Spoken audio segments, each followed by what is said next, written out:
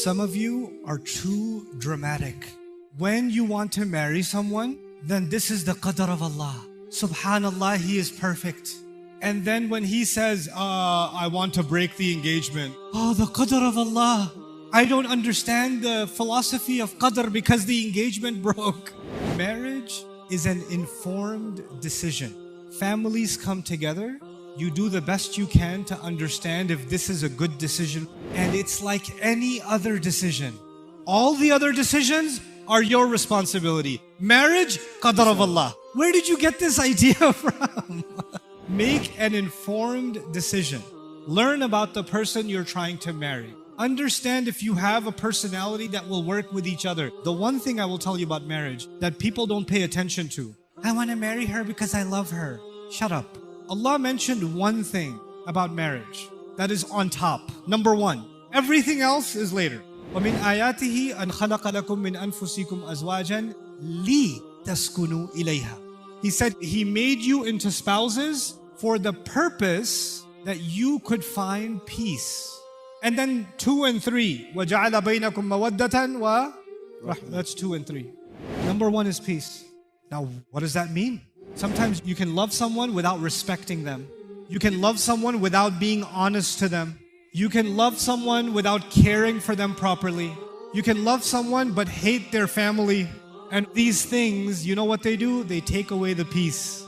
So even if love is there, peace is not there. And when peace is not there, the purpose of the marriage is gone. The purpose is not love.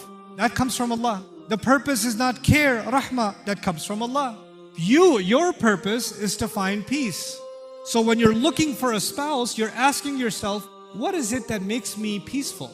What is it that gives me calm? My wife, my husband, they should be my calm. When I talk to them, my stress goes down. My anxiety goes down.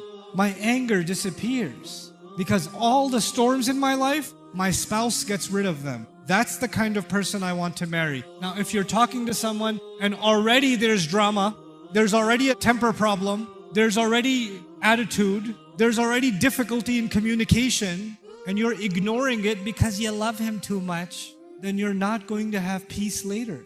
And young men and women, when you get married, the most important conversation is going to be, what gives you peace? Tell me. How can I give you that peace? And what gives you peace? How can I give you that peace? لِتَسْكُنُوا إِلَيْهَا. So you can give each other peace. You give each other sakina. That's it. You know what most people suffer from? Marriages and drama. No peace. Sometimes you know what happens? You can't escape drama. Nuh alayhi salam ended up with a pretty interesting wife. Asiya radiallahu anha ended up with a Fir'aun for a husband. Sometimes people change. Sometimes the person you married later on, they're not the same as they used to be. Maybe the way they feel has changed. Maybe life has changed you. Maybe experiences have changed you. Don't blame that on the qadr of Allah. That's life. Life happens. Our deen is beautiful. It gave us a way to understand the marriage relationship. Young men, stay out of trouble. Stay in good company. Stay purposeful. Young women, stop having anxiety. Who's going to marry me? When am I going to get married? When is the qadr of Allah going to come? Stop. When you live a purposeful life, when you accomplish purpose and you live that way, then good people of purpose will come in your life. You won't have to look for that spouse. That spouse will look for you.